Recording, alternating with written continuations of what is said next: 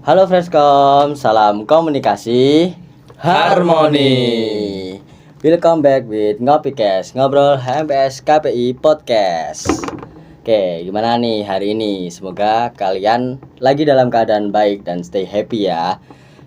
So, stay tune and stay listen di Ngopikes episode 34. Mungkin kita kenalan dulu aja kali ya. Perkenalin, aku Danu yang akan jadi host dan nemenin kalian kali ini. Nah, di episode ini kita bakal bongkar rahasia gimana caranya lulus cepat tanpa harus kehilangan waktu untuk tidur. Selain itu, kita juga bakal bagi-bagi tips hack lulus cepat yang nggak diajarin sama dosen pembimbing. Pas banget kan? Buat Freshcom yang lagi ngejar target lulus kuliah dengan cepat. Hari ini tentunya aku nggak sendirian dong.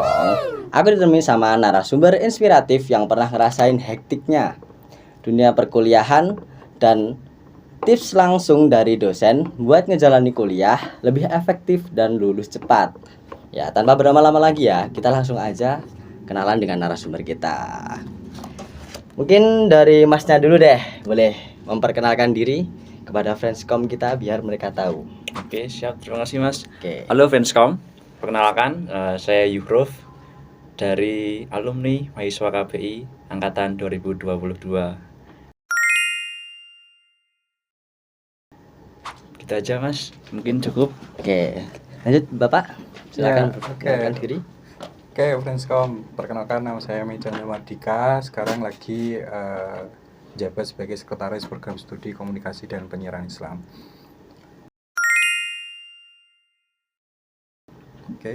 Oke, terima kasih. Jadi gitu ya guys, ini beliau-beliau ini adalah narasumber kita pada hari ini. Oke, mungkin yang pertama saya mau bertanya kepada Mas Zuhruf dulu nih. Mungkin boleh nggak Mas kayak dikasih cerita ataupun momen yang bikin Mas Zuhruf nih kayak mutusin pengen lulus cepat atau kayak biar tepat waktu lah, nggak mau molor-molor lagi. Silahkan Mas Zuhruf, boleh diceritakan. Kalau untuk cerita ya terkait apa itu, bagaimana sih ceritanya ketika ingin lulus cepat atau nggak molor-molor lagi. Yang pertama, kalau sudah saatnya itu skripsi, saya kemarin itu juga harus segera mengerjakan skripsi. Skripsi saya mulai itu ketika saya magang. Ketika saya magang itu saya sudah membuat outline untuk diajukan kepada biro skripsi, kemudian sudah di-ACC oleh Kaprodi, kemudian langsung dapat dosen pembimbing ya. Nah itu saya juga langsung mengerjakan, tidak menunda-nunda waktu karena saya ingat bahwasanya kalau tidak sekarang kapan lagi, toh juga besok bakal mengerjakan juga. Karena kan kalau tidak tepat waktu otomatis saya menambah semester lagi dan bayar lagi seperti itu. Nanti daripada nanti kita kayak ngulur-ngulur waktu, mending kita cicil dari awal Mas ya. Kan sama aja juga. Iya, sama aja. Oke. Terima kasih buat Mas Zuhruf. Terus untuk Pak Mei, menurut Bapak kalau dari persepsi dosen itu biasanya kelihatan atau enggak sih Pak kayak mahasiswa itu yang dia tuh kayak pengen lulus dengan cepat ataupun tepat waktu dan dengan mahasiswa yang dia tuh tipikal kayak menikmati masa-masanya di kuliah dulu. Oke, buat teman-teman dan mahasiswa juga ya, ini terutama di prodi KPI ya. Kalau kelihatan, tetap kelihatan mahasiswa yang saya pengen lulus cepat dan ada yang menunda itu juga. Makanya tadi mungkin tipikal yang disampaikan Mas Yuhruf tadi kan bisa memaintain waktu, memanage waktu yang dia memanfaatkan magang plus buat skripsi dan proposal. Jadi kan dia udah ada keinginan untuk lulus cepat waktu saya itu. Tapi ada juga ya tipikal mahasiswa yang mungkin dia masih pengen menikmati selama jadi mahasiswa. Pas magang ya magang aja, nanti skripsi beda urusan saya gitu. Tentu yang jadi titik poinnya adalah ya kalau misal bisa memanfaatkan waktu kayak Mas Yuhruf tadi ya otomatis akan kelihatan dia akan segera untuk habis magang memproses ke prodi untuk pengajuan pembimbing skripsi, kemudian kalau udah dapat pembimbing skripsi langsung bikin proposal, ujian semprot dan sebagainya. Tapi kalau ada tipikal mahasiswa yang magang aja selesai magang terus leha-leha yang sekarang jalanin dulu lah yang nanti dulu gitu ya. Mungkin memiliki prinsip ini masuk UIN Solo kan sulit, jadi ngapain lulus cepat-cepat Oh, iya iya Mungkin iya. kayak gitu, ada yang Oke. berprinsip seperti itu gitu. Oke, baik. Nah, ini menurut Mas Huruf sama Pak Me nih. Mitos atau fakta kalau lulus cepat itu artinya kita nggak bisa menikmati masa muda atau di masa perkuliahan ini. Jadi kayak kan kita nih lulus cepat nih, secara tidak langsung kan kayak kita tuh fokusnya cuma belajar terus lalu lulus. Kan kayak kita tuh tidak melihat huru-hara di kampusnya ada apa aja, kayak seperti tidak tahu gitu. Itu mitos atau fakta menurut Pak Mi dulu deh, Oke. gantian. Oke, kalau kalau menurut saya itu mitos ya. Saya lulus tepat waktu atau lulus cepat itu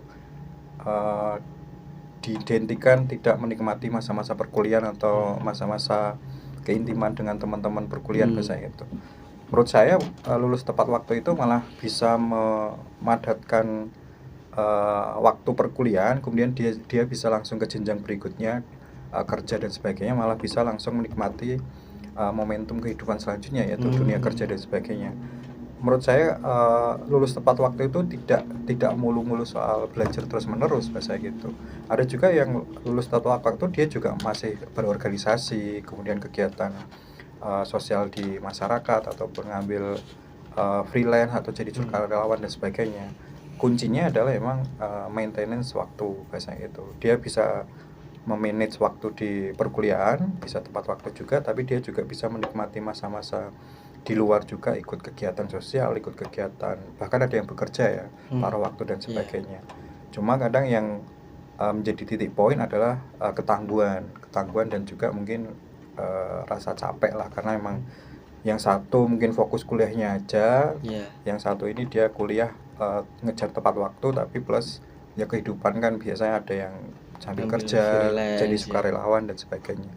Jadi emang bahasanya itu emang kayak peribahasa berakit-rakit dahulu berenang-renang kemudian. Jadi bersakit-sakit dahulu nanti bersang-sang kemudian. Jadi lulus tepat waktu dikejar iya, bekerja juga iya, istilahnya dibandingkan orang yang hanya fokus ke kuliah tapi malah leha-leha bahasanya. Jadi menurut saya itu mitos sih. Oh, mitos. Oke, terima kasih Pak Mer. Lanjut dari Mas Zuhruf, bagaimana tanggapannya?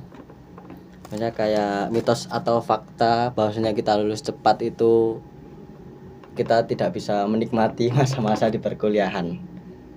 Oke, kalau menurut saya juga sama seperti yang disampaikan oleh Pak Mai, bahwasanya itu adalah mitos. Karena apa?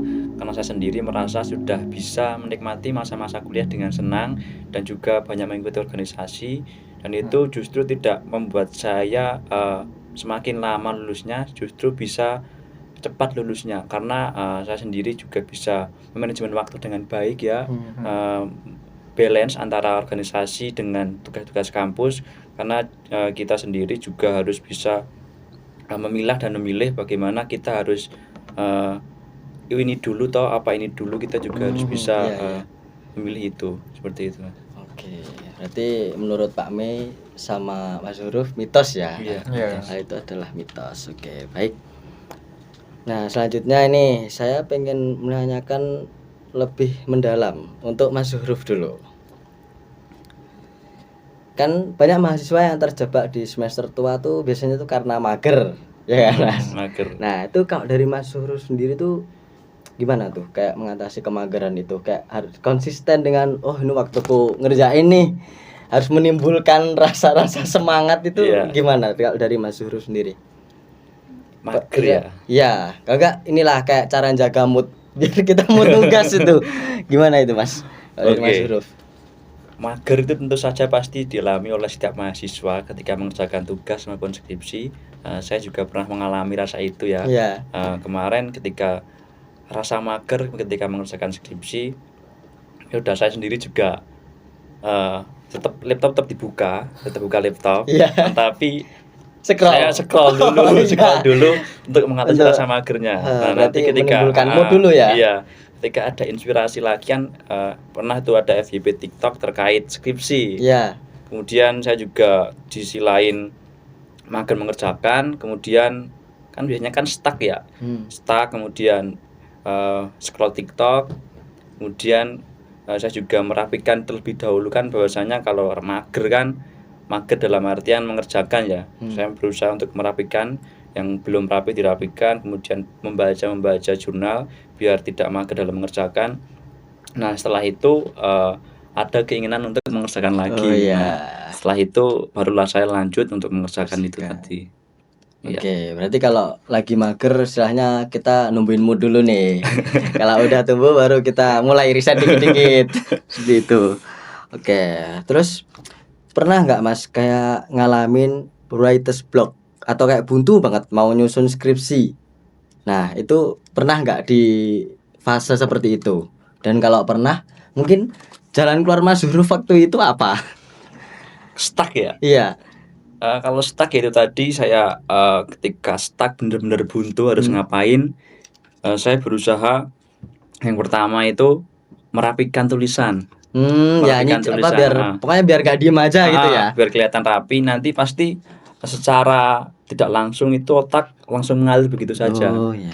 Sedikit demi sedikit itu mengerjakan, lalu kan otomatis nanti bakal mengalir lah seperti Mulai itu. kepikiran lah nyaut. Oh, ini kayaknya ini nih Iya, lanjutannya. gitu, Jadi cara mancingnya setidaknya jangan sampai berhenti gak ngapa-ngapain ya. Oke. Terus ini enggak Mas Huruf punya kayak apa ya? Namanya kayak mantra atau trik khusus biar mantra. ini apa namanya biar nggak malas saat bimbingan. Nah, itu punya nggak Mas Huruf? Mantra Enggak, apa ya, Pak? motivasi apa gitu yang Support buat system. Mas Huruf. Nah, kayak itu boleh kayak support system juga boleh. Mungkin punya support system atau hal lain yang bikin Mas Huruf tuh semangat waktu bimbingan. Biar semangat waktu bimbingan ya itu biar lulus cepat waktu juga. Oh, berarti motivasinya tetap tujuannya ya, tetap Iya, tujuannya. karena kalau motivasinya. tidak tepat waktu itu kan otomatis ya semester depan udah bayar Wah, lagi. iya, bayarnya Aduh. juga molor. Bukan semesternya aja ya yang molor. Iya. Oke, berarti kalau dari Mas Huruf itu cuma kepikiran tujuannya itu Iya, tadi ya, yang penting tetap buat niat dalam semangat itu. mengerjakan itu aja. Oke. Selanjutnya ini tadi yang mahasiswa sudah, lanjut ke Pak Mes sebagai dosen. Ya. Nah, sebenarnya kayak kriteria skripsi atau tugas akhir yang ideal dan langsung ACC itu kayak gimana, Pak? Oke. Ini saya berangkat dari regulasi dulu ya. Saya Iya. baru April kemarin disahkan juga, mungkin buat teman-teman juga ya. SK Rektor nomor 566 2026 per 14 April 2026. Jadi di UIN Raden Mas Said Surakarta sendiri itu ada 5 jenis tugas akhir untuk pengganti mahasiswa lulus bahasa gitu. Satu tugas akhir bentuk skripsi, tesis, disertasi, kemudian artikel jurnal, kemudian proyek, kemudian prototipe, satu prestasi nasional internasional. Udah di SK-kan rektor.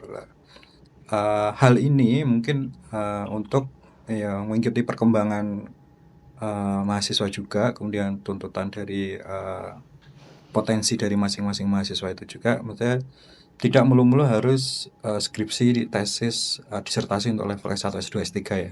Tapi ada juga yang publikasi artikel jurnal misal. Jadi kalau misalnya ada teman-teman yang dia jago dalam menulis artikel ilmiah, kemudian karena artikel ilmiah kan juga sifatnya kan kayak penelitian juga kayak skripsi, cuma dikemas lebih singkat aja, mungkin sekitar 15 sampai 20 halaman kan kalau jurnal itu.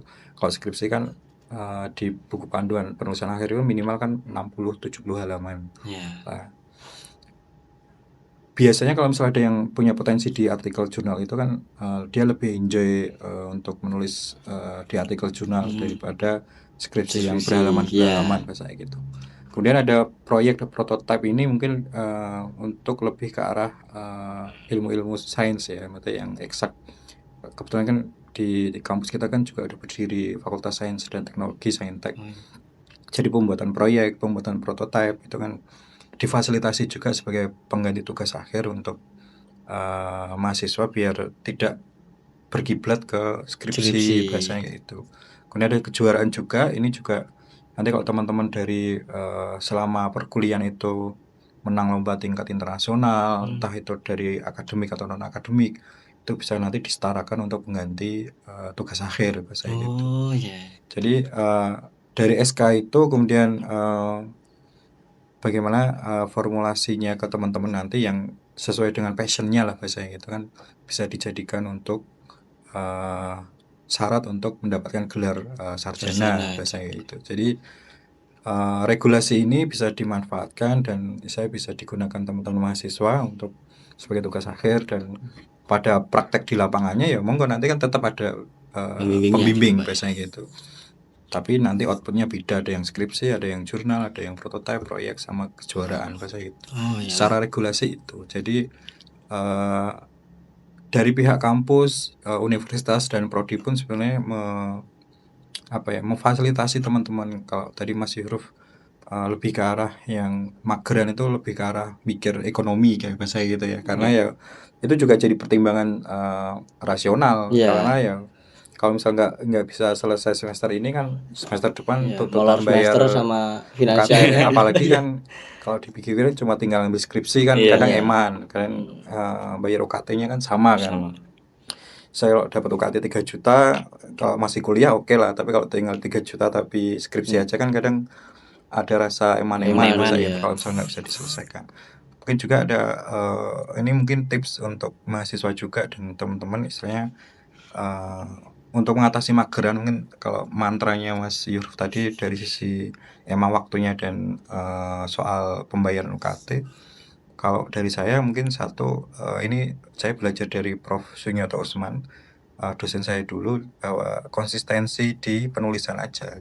Sehari satu halaman aja nanti udah selama sebulan udah dapat 30 halaman. Kalau misalnya skripsi 2 bulan udah 60 halaman biasanya itu. Jadi sehari sempatkan paling nggak nulis perkembangan skripsi itu 1 halaman atau 2 halaman itu udah paling nggak terasa 1 bulan tuh udah 60 halaman 30 halaman. Kalau misalnya 2 halaman udah dapat 60 halaman. Jadi konsistensi itu, makanya untuk melawan mager tadi emang butuh konsisten, dan ya mungkin support sistemnya ya itu tadi, mungkin bayar UKT lagi tetap harus dipikirin. Karena ya itu juga jadi beban orang tua kalau teman-teman masih bergantung ke orang tua bahasanya gitu. Oke, baik. Terus lanjut pertanyaan berikutnya Pak ya. Sering kali kayak mahasiswa tuh kan ngerasa takut atau sungkan buat ngubungin dosen pembimbing. Nah, boleh kasih tips gak nih Pak? Kayak gimana etika atau cara ngecek dosen yang benar biar beliau tuh juga fast respon ke kita dan kita juga kayak walaupun kayak kita ngejar-ngejar tapi secara sopan gitu. Oke, ini juga jadi pengetahuan teman-teman juga ya.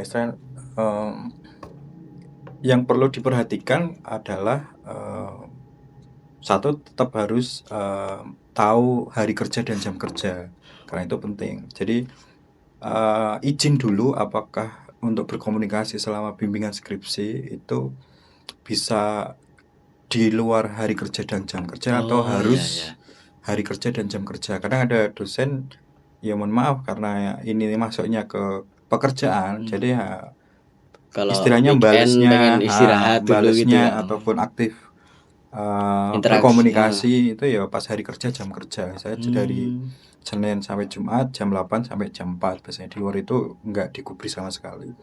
Jadi poinnya adalah kesepakatan di awal dulu. Jadi kalau misalnya udah ditetapkan pembimbing dari prodi, kemudian berkomunikasi, memperkenalkan diri, misalnya kalau via WA ya istilahnya sebutkan identitas, kemudian tujuannya apa, keperluannya apa, kemudian dia minta kesepakatan bahwa dalam bimbingan itu apakah offline atau online dan sebagainya. Kalau misal hari kerja sama di luar kerja apa diperbolehkan. Karena ada beberapa tipikal yang harus hari kerja jam kerja, ada juga yang di luar hari kerja jam kerja juga diperbolehkan. Cuma yang perlu diwaspadai juga ya mohon maaf sekarang kan lagi ada isu-isu soal pelecehan seksual dan sebagainya itu ya. Jadi ya juga harus dari teman-teman juga harus waspada juga. Biasanya kalau di luar jam kerja, hari kerja kalau mah diajak ketemuan di hotel dan sebagainya juga perlu waspada juga bahasanya itu. Bukannya mendoktrin oknum-oknum tertentu, cuma kan dari mahasiswa kadang juga pengen cepat kan pelayanan pembimbingan. Saya nyamperin sampai ke rumahnya, nyamperin acara di hotel dia nyamperin, tapi kan juga perlu waspada teman-teman. Karena sekarang lagi marak juga bahasanya itu. Jadi satu komitmen bersama, apakah bimbingan bisa di luar kerja atau hari kerja, kemudian apakah modelnya online atau offline. Kadang ada juga yang tipikalnya dikumpulin Jadi jadi satu satu semua. biasanya gitu, kemudian seminggu sekali misal hari Rabu itu dikumpulin semua bimbingan Bareng-bareng. bareng biasanya gitu. Jadi itu kan ada tipikal yang biar pembimbing tuh memantau progres biasanya gitu. Jadi dalam seminggu dikumpulin bareng-bareng terus ditanyain satu progresmu sampai mana. Ada juga yang satu-satu. Cuma ini pesan teman-teman juga mungkin dari suara dari dosen pembimbing terutama. Jangan bimbingan pas mendekati akhir pendaftaran. Kan kalau di fakultas kan pendaftaran seminar dan munakosah itu kan tanggal 1 sampai tanggal 10 tiap awal bulan itu. Jadi ada yang Minggu trennya itu terakhir bulan tanggal itu udah 7, 8 itu, Pak saya mau bimbingan, Bu saya mau bimbingan. Biar dia sih. Dan ngejar lah. Yang mungkin pengalaman nih Mas ya. Ngejar untuk segera di-ACC dengan beralasan ini udah mau tutup pendaftaran Pak Bu, gimana? Jadi ya istilahnya kalau misal mepet kayak gitu kan satu sisi kan dosen juga punya kehidupan kan, misalnya kegiatan di rumah, kegiatan keluarga dan sebagainya. Kalau dituntut mepet-mepet juga satu, istilahnya juga bimbingannya nggak maksimal. Dalam artian mungkin di ACC dengan pertimbangan bahwa untuk mempermudah mahasiswa untuk segera ujian. Tapi efeknya kadang nanti pas ujian kan ya mohon maaf bahasanya dibantai ya. Oh iya Dibantai, dihabisi-habisi sama penguji. Apalagi ya kalau ini udah jadi berita umum ya di mahasiswa ya. Saya ada penguji yang ini galak, ini ketat, ini nyantai dan sebagainya. Pasti itu udah jadi rahasia umum lah. Maksudnya kan ada titel-titel yang melekat penguji dan sebagainya. Itu kan juga jadi pertimbangan juga kalau misal nanti bimbingannya nggak maksimal, nanti pas hari H ujian bakalan banyak revisi, masukan dan sebagainya. Ada juga yang mepet banget dengan alasan yo selain mepet kemudian soal mohon maaf ekonomi bahasanya, Pak saya semester besok udah daripada bayar lagi mau selesai semester ini dan sebagainya. Nah kadang hati nurani dosen kan diuji di situ saya gitu. Jadi saran saya sebagai dosen pembimbing juga ya jangan memanfaatkan momen seperti itu. Saya yang tren jangan ikuti konten kayak gitulah. Bimbingan tetap bimbingan, kalian udah sepakati hari kerja ya udah setiap hari kerja. Nanti kalau pengalaman saya dulu pas saat studi juga ngontak kalau misalnya nggak direspon karena yang butuh kita mahasiswa bahasa ya udah standby dari kampus. Pengalaman saya dulu tuh saya standby dari jam 7 pagi sampai jam 5 sore. Ada yang dosennya tuh nggak datang, saya WA nggak dibales, telepon nggak diangkat. Ya karena yang butuh saya, ya udah saya standby di kampus dari jam 7 pagi sampai jam 5. Kalau dosennya nggak ada ketemu, ya udah pulang. Besok diulangi lagi karena yang butuh kita.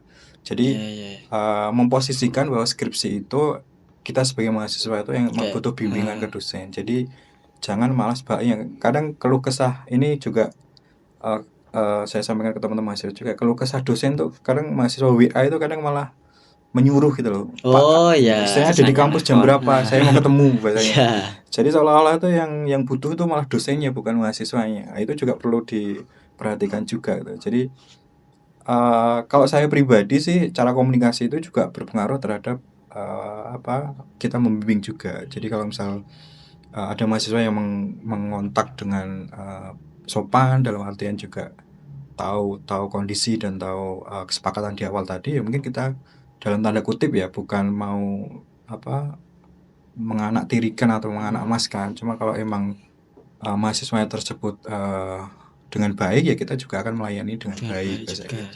Kalau ada mahasiswa yang istilahnya juga agak buru-buru, bahasanya yang buru-buru maksa-maksa dalam tanda kutip dengan alibi pendaftaran terakhir, dengan alibi biar besok tidak bayar Pak karena bayarnya sekian dan sebagainya. Kadang kita juga ngerasa kok malah kita yang diburu-buru, padahal ini kan yang butuh kan teman-teman mahasiswa bahasa gitu. Jadi mungkin ini juga perlu diperhatikan teman-teman juga. Jadi istilahnya tadi mungkin Mas Yuru itu sampaikan istilahnya ada semangat yang itu memicu biar nggak mager, kerjakan terus kontak pembimbing Kalau misalnya nggak direspon ya dikontak lagi, kalau misalnya nggak direspon ya inisiatif untuk ke kampus. Nunggu, bahasanya gitu. Nunggu dari pagi sampai sore pun ya itu emang bahasanya perjuangan kita sebagai mahasiswa dalam menyusun tugas akhir.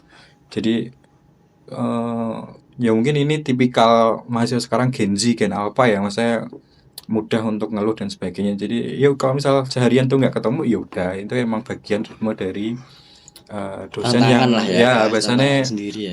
realitanya kan dosennya juga punya kehidupan, punya Iya. aktivitas, punya acara biasanya kan. Jadi nggak mulu-mulu ngurusi mahasiswa dan kampus, misalnya ada kehidupan sendiri. Jadi ya, kalau misalnya nggak ketemu, ya udah saya besok lagi diulangi ke kampus. Kalau dulu pengalaman saya seperti itu. Jadi ya, jam 7 setengah 8 standby di kampus nunggu seharian sampai jam 5 sore. Karena jam 5 itu kan udah di luar jam kerja kan, nggak mungkin dosen akan datang ke Datang ke kampus ya. kampus biasanya. Ya udah pulang, nanti besok WA lagi kalau nggak direspon ya udah datang ke kampus. Jadi effort mahasiswa kalau misal ditunjukkan mungkin itu saya yakin lah pembimbing dosen itu juga akan melihat effortnya itu, dan secara proses bimbingan juga akan berbeda karena lagi-lagi endingnya itu adalah nilai kan. Nah, Iya. kadang kan kita sebagai pembimbingan juga memberikan nilai ke mahasiswa yang kita bimbing di berita acara bahasa gitu. Jadi bagaimana cara berkomunikasi dan tata cara yang baik dengan pembimbing, menurut saya itu kesepakati dulu kontrak di awal, memperkenalkan diri, kemudian apakah boleh di luar jam kerja, terus polanya seperti apa, apakah langsung datang atau dikumpulkan bersama-sama atau cukup soft file atau hard file bahasanya itu. Kalau dari awal udah ada keterbukaan itu, jadi ke depan menurut saya enak lah cara komunikasi dan sebagainya. Jadi kayak di awal lebih baik membuat inilah kesepakatan dulu Kesepakatan gitu Pak, menurut saya, sama ya. antara mahasiswa sama dosen. Iya. Oke. Oke, nah ini kali ini pertanyaan untuk Mas Zuhruf dan juga Pak Mei. Iya. Nah, kan biasanya tuh kayak ada drama klasik ya antara mahasiswa merasa dosennya susah ditemui, tapi dosen merasa mahasiswanya tuh yang hilang-hilangan. Paham, Nah, paham, ini kan paham. udah kayak ibarat kata drama klasik yang rahasia umum juga kan Pak ini kan. klasik. Ya, ya kan Mas Zuhruf ini. Nah, itu kalau menurut Pak Mei sama Mas Zuhruf nih cara bangun chemistry yang enak lah antara dosen dan mahasiswa, kayak mahasiswanya biar gak ngerasa dosennya tuh susah dihubungi dan dosennya juga gak ngerasa mahasiswanya yang hilang-hilangan. Nah, itu seperti apa? Mungkin boleh dari Mas Zuhruf dulu deh. Sebagai mahasiswa yang merasakan dosennya susah dihubungi ini, gimana? Kalau terkait dosen susah dihubungi ya, kita seperti yang disampaikan oleh Pak Mai tadi, pertama kita hubungi terlebih dahulu dengan sopan. Apabila juga belum ada respon, setidaknya kita yang punya yang membutuhkan dosen untuk melakukan bimbingan, ya kita harus mau dan punya keinginan untuk mencari dan menunggu dosen di kampus seperti itu. Ketika ada juga dosen yang tipenya itu ngoyak-ngoyak mahasiswa, ada juga dosen yang Kalau kita nggak mau nyantai, punya ya sudah gitu. sudah Ya. gitu aja. Nah, kita juga harus tahu tipe dosennya bagaimana yang kita jadikan bimbingan kita itu. Nah, harusnya apa itu, kita sebagai mahasiswa juga harus punya keinginan lah untuk menunggu dosen dan sabar, intinya Ya, sabar. sabar dan berusaha untuk menunggu dosen. Kalau ngepasi mendapatkan dosen yang sulit ditemui Mungkin dan dosennya dihubungi yang susah, sibuk, sering keluar kota iya, gitu Mas ya. kita juga harus sering-sering ke kampus, sering-sering menunggu di depan ruangannya atau bagaimanapun. Toh kita juga tidak sendirian kan, pasti ada teman-teman yang lain untuk bimbingan di sana, seperti Iya. itu. Yang penting saling komunikasi aja. Ketika sudah ketemu, bicara dengan baik-baik, kira-kira bagaimana enaknya, seperti itu. Mungkin Kalau itu Mas dari Zuhruf kemarin dapat tipe dosennya yang mudah atau yang agak sulit nih? Alhamdulillah mudah. Alhamdulillah mudah ya. Oke. Baik. Terus kalau menurut Pak Mei sendiri bagaimana Pak dengan drama klasik seperti itu? Ya, kalau bagi saya sih, saya proses pembimbingan skripsi itu mungkin buat teman-teman juga ya. Saya ada dua hal yang menghambat bahasa saya. Kita mahasiswa rajin tapi dapat dosen pembimbing yang sulit ditemui atau sibuk dengan pekerjaan. pas dapat pembimbing yang mudah tapi kita nih yang Kita mageran. yang- Biasanya iya. gitu. Biasanya kan dilemanya dua itu. Jadi kalau menurut saya sih satu, untuk membangun chemistry dengan pembimbing, ini hak saya berangkat dari hak mahasiswa juga. Kalau emang merasa mahasiswa itu emang dipersulit oleh pembimbing atau teman-teman nanti merasa udah berupaya untuk berkonsultasi, menghubungi dan sebagainya, tapi kok dipersulit, bisa aja ngajukan ke prodi untuk mengganti pembimbing. Tapi dengan bukti-bukti yang kuat kalau emang ada faktor pembimbing yang mempersulit bahasa gitu, atau bimbingan dan sebagainya tidak kooperatif lah. Kalian udah berusaha untuk nunggu, udah berusaha untuk berkomunikasi, udah berusaha untuk bimbingan, tapi kok ini alasannya banyak pembimbing, itu bisa ke prodi untuk ngajukan pengganti bahasa gitu. Karena iya. dari prodi pun berusaha untuk satu mempercepat lulusan mahasiswa juga kan, salah satunya dengan bimbingan skripsi. Dari prodi juga mengevaluasi saya pembimbing itu kalau misalnya ada komplain dari mahasiswa kok sulit dihubungi atau nggak direspon bahasanya kayak gitu, ya itu hak mahasiswa untuk mengganti, karena emang dari mahasiswa berupaya untuk segera cepat lulus, tapi kok malah dari Ternyata dosen yang prospeknya bersangkutan susah malah dihubungi. saya kayak mempersulit dalam tanda kutip. Itu saya sampaikan itu dulu. Nah, kemudian untuk membangun chemistry tadi udah disampaikan Mas Yurul, komunikasi, lagi-lagi komunikasi dibangun, kemudian tunjukkan effort kalian aja. Kalian ke kampus, kemudian mencoba komunikasi via WA, kemudian izin apakah boleh ditelepon atau apa, kemudian apakah kalau misalnya emang sibuk, apakah ketemu di luar dan sebagainya. Jadi komunikasi itu yang perlu dibangun, istilahnya untuk bisa saling satu mahasiswa kebutuhan juga bimbingan, dosen pembimbing juga melaksanakan kewajibannya membimbing mahasiswa untuk biar cepat selesai skripsinya misalnya gitu.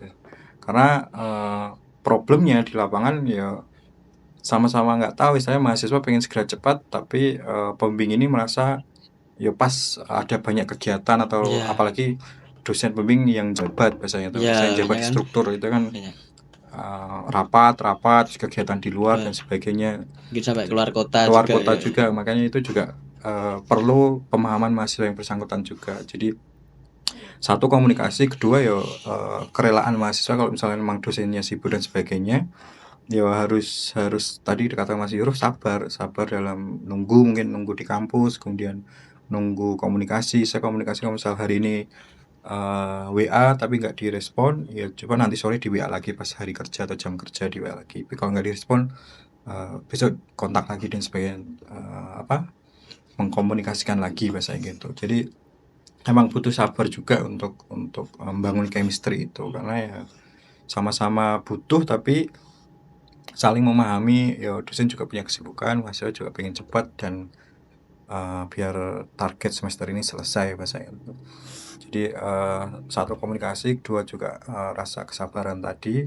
Yang ketiga ya juga faktor hak-hak, misalnya hak kalian kalau misalnya dipersulit silakan ajukan pengganti bisa tadi, bahasanya gitu. Oke, baik. Selanjut pertanyaan berikutnya ya. Ini kalau ada mahasiswa yang IPK-nya biasa aja tapi lulusnya itu cepat dibandingkan mahasiswa yang IPK-nya kumlot tapi perfeksionis banget makanya lulusnya lama. Nah, itu kalau menurut Pak Mei dan Mas Huruf tuh gimana? Antara mahasiswa yang IPK-nya biasa aja tapi lulusnya cepat dengan mahasiswa kumlot tapi dia tuh perfeksionis sehingga yang membuat dia lulusnya lama. Kalau dari Pak Mei dulu deh. Oke. Gimana? Jadi ini juga perlu dipahami teman-teman juga ya, mahasiswa dan untuk sekarang dengan perkembangan dunia kerja, dunia industri, kemudian lapangan pekerjaan di luar sana juga. Kalau dulu IPK mungkin jadi salah satu ciri kepintaran seseorang, ataupun nilai IPK itu menandakan strata. Dulu kalau lulus dengan IPK kumlot itu kan identik dengan pinter, identik dengan nilainya bagus A semua dan sebagainya. Tapi di era sekarang kalau teman-teman perhatikan juga, kemarin ada wacana tentang inflasi IPK. Itu kan satu gambaran yang menurut saya juga menohok, dalam artian IPK-nya pada tinggi lulusan, cuma pas masuk dunia kerja tidak berkompeten, istilahnya kurang bisa beradaptasi dengan dunia kerja. Ditambah dengan wacana kemarin, mohon maaf, saya ada pemberitaan lulusan UIN yang dianggap tidak bisa masuk dalam dunia kerja atau kurang berkompeten bahasa itu. Ini juga jadi gambaran bahwa IPK untuk mahasiswa sekarang itu tidak lagi menunjukkan kepintaran dan kemampuan mahasiswa bahasa gitu. Jadi walaupun IPK-nya biasa tapi dia lulus cepat, tapi karena dia punya soft skill, punya hard skill atau punya kemampuan yang di luar dimiliki mahasiswa pada umumnya, mungkin bisa aja dia dapat kerja lebih cepat gitu dengan IPK nggak kumlot misal 3,1 atau 3 pas lah bahasa itu. Tapi dia punya kemampuan bahasa Inggris bagus, kemampuan komputer bagus, kemampuan public speaking yang oke, biasanya lebih banyak diterima pekerjaan, apalagi dibandingkan IPK yang 3,99 misal. Tapi dia tipikal tadi yang disampaikan Masnya perfeksionis yang Iya. tipikal belajar terus sehingga kayak cuma menguasai materi biasanya, apalagi terus menghasilkan IPK 3,99. Tapi pas masuk dunia kerja dia secara komputer nggak mahir, Kurang, kemudian iya. bahasa juga kurang. Ya itu ya ini juga istilahnya kurang ini juga, kurang diserap lapangan kerja bahasa gitu. Jadi perbedaan IPK dulu sampai sekarang itu menurut saya berbeda. Jadi dulu dianggap status kepintaran seseorang, dan kalau sekarang IPK tidak menjamin dia pintar kemudian mendapatkan pekerjaan lebih cepat.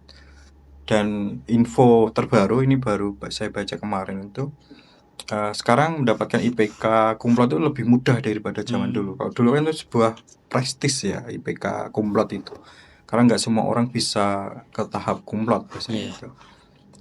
Tapi sekarang IPK kumlot malah menjadi mohon maaf olok-olokan. IPK kumlot tapi nggak masuk dunia kerja, nggak bisa terserap dunia kerja secara cepat atau kurang berkompeten dalam dunia kerja. Ini kan juga satu hal yang ambigu. IPK kumlot dianggap pintar tapi di dunia kerja malah nggak bisa apa-apa. Ini kan apakah yang salah di perkuliahannya atau dosennya dalam menilai, atau kampusnya yang gampang terlalu memberikan nilai? Ini kan juga jadi fenomena baru di masyarakat sekarang. Dan kalau statement terakhir saya mungkin jangan menghambakan IPK sekarang. Jadi kayak malah jadi ini Pak ya, kayak citra buruk di masyarakat juga tuh. Maksudnya kayak orang yang tidak berpendidikan misal itu kok kayak katanya dia kuliah tapi kok ternyata dalam dunia kerja kok malah masih nganggur, IPK-nya tinggi tapi kok bahasanya gitu. Jadi istilahnya nggak harus sekarang tuh nggak harus berstandar IPK. Yang penting IPK itu salah satu syarat untuk masuk dunia kerja. Jadi hal yang lain tuh ada soft skill, hard skill atau kemampuan yang lain yang perlu dikembangkan selama kuliah menurut saya. Oke, baik, terima kasih Pak Mei. Kalau dari Mas Zuhruf nih, gimana pendapatnya tentang mahasiswa yang tadi IPK-nya biasa saja tapi lulusnya cepat dibandingkan mahasiswa yang kumlot karena dia perfeksionis, jadi dia menyempurnakan nilai dia terus lulusnya menjadi lama. Kalau terkait IPK ya, kalau menurut saya sendiri mungkin teman-teman semua itu bangga ketika mendapatkan IPK yang bagus. Tapi di sisi lain berbeda dengan orang-orang di luar sana seperti pengusaha atau manajer. Belum lama, beberapa hari yang lalu kan saya berada di Tangerang. Nah itu saya ngobrol-ngobrol sama saudara saya yang jadi manajer. Nah itu dia membutuhkan pekerjaan, tapi tidak menilai berapapun IPK-nya. Dia itu tidak memandang IPK, tetapi kemauan dan kemampuan dalam bekerja. Percuma kalau IPK-mu tinggi, tetapi tidak ada kemauan dan kemampuan dalam bekerja, seperti itu. Jadi menurut saya ketika mendapatkan informasi tersebut itu saya pikir IPK tinggi-tinggi itu tidak terlalu penting bagi saya. Nah, seperti itu. Otomatis kan toh di luar sana sekarang IPK tinggi belum tentu bisa langsung masuk kerja. Yang penting itu kemampuan, kemauan dan tanggung jawab dalam bekerja, seperti itu. Berarti kayak cuma menang di IPK tuh belum tentu di dunia kerja juga bisa menang daripada yang lain ya. Iya. Ketika IPK sama skill kan juga harus balance. Iya. Harus bareng. Oke, baik. Nah, pertanyaan terakhir nih buat Pak Mei dan Mas Zuhruf. Dari Mas Zuhruf dulu nih. Satu kalimat penyemangat buat Friendscom yang sekarang lagi menjadi pejuang toga nih dan lagi Wah, berjuang toga. di tahun ini. oke. Oke, silakan Mas Zuhruf. Pesan semangat dari saya untuk teman-teman semuanya pejuang toga, jangan kalah sama rasa capek karena toga bukan untuk yang sempurna, tetapi buat mereka yang tak bertahan sampai selesai. Oke, Mungkin itu saja. mantap sekali. Itu ya Friendscom tadi kata-kata dari Mas Zuhruf, silakan boleh disimpan agar menjadi penyemangat. Kalau dari Pak Mei sendiri, pesan singkat buat mahasiswa di luar sana yang mungkin sekarang lagi nangis di depan laptop karena revisinya ditolak terus nih Pak.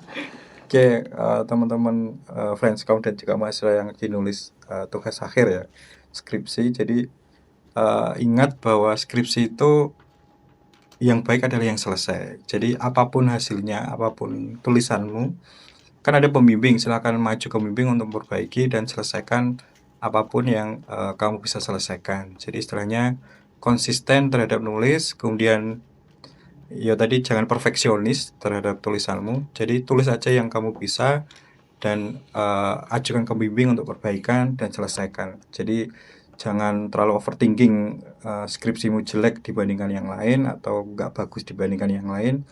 Yang kamu tulis itu adalah karya terbaikmu. Jadi selesaikan dan silakan tempuh jalur toganya tadi. Oke, baik. Itu tadi ya pesan-pesan dari Pak Mei dan juga Mas Zuhruf buat para Friendscom yang tahun ini sedang menjadi pejuang toga. Wah, nggak kerasa ya Friendscom. Dari tadi kita udah ngobrol banyak banget soal dunia perkuliahan.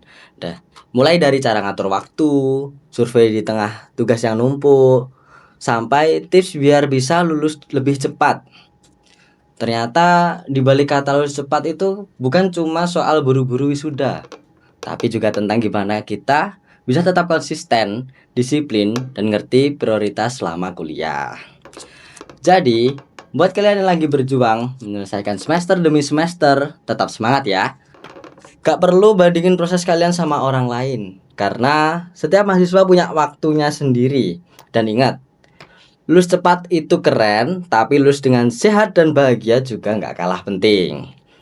Oke Friendscom, itu dia episode kali ini. Semoga obrolan hari ini bisa nambah insight dan bikin kalian makin semangat menjalani dunia perkuliahan. Jangan lupa buat terus dengerin episode Ngapikes selanjutnya. Bye-bye.